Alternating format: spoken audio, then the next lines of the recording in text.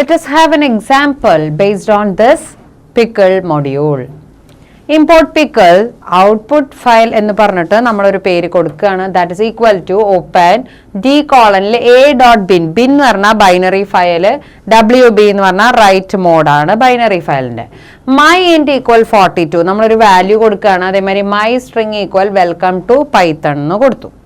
pickle dot dump നമുക്ക് ഇവിടെ dump എന്നുള്ള മൊഡ്യൂളാണ്, അതായത് ഡംപ് എന്നുള്ള ഫംഗ്ഷൻ ആണ് യൂസ് ചെയ്യുക. അപ്പോഴാണ് നമ്മളിവിടെ സ്റ്റോർ ചെയ്യണേ ഡാറ്റ.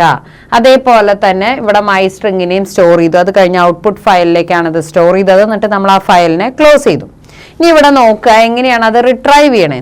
വിത്ത് ഓപ്പൻ എന്ന് പറയുന്ന ഫംഗ്ഷനിലൂടെ d colon a dot bin, അതായത് ബൈനറി ഫയൽ ആയതുകൊണ്ടാണ് ബിൻ വന്നത്. rb റീഡ് മോഡാണ്. ആസ് എഫ് എന്ന പേരിൽ നമ്മൾ അതിനെ എടുക്കുന്നു എന്നർത്ഥം.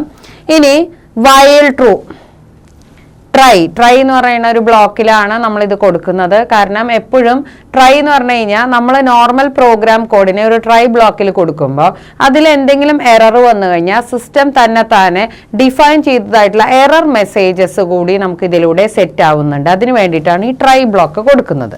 ഇനി r equal pickle dot load F നമ്മളപ്പോൾ റിട്രൈവ് ചെയ്യാണ് കണ്ടന്റ്സിനെ. എന്നിട്ട് പ്രിന്റ് r, അപ്പോൾ നമുക്കത് പ്രിന്റ് ചെയ്യുന്നു. പ്രിന്റ് നെക്സ്റ്റ് ഡാറ്റ, അടുത്ത ഡാറ്റകൾ പ്രിന്റ് ചെയ്യുന്നു. Except end of file error, end of file എത്തുന്നത് വരെ, അതായത് 10 റെക്കോർഡുണ്ടോ അത് കാണിച്ചു തരുന്നു, അല്ല 5 എണ്ണയുള്ളൂ അത്. എങ്ങനെയാണ് ആ കണ്ടന്റ്സ് വരുന്നത് അതുപോലെ നമുക്കത് കാണിച്ചു തരുന്നു. അത് കഴിഞ്ഞ് നമ്മൾ അതിനെ ബ്രേക്ക് ചെയ്തു, ഫയലിനെ നമ്മൾ ക്ലോസ് ചെയ്യുന്നു. ഇങ്ങനെയാണ് നമ്മൾ എപ്പോഴും ഇത് സ്റ്റോർ ചെയ്യുന്നത്.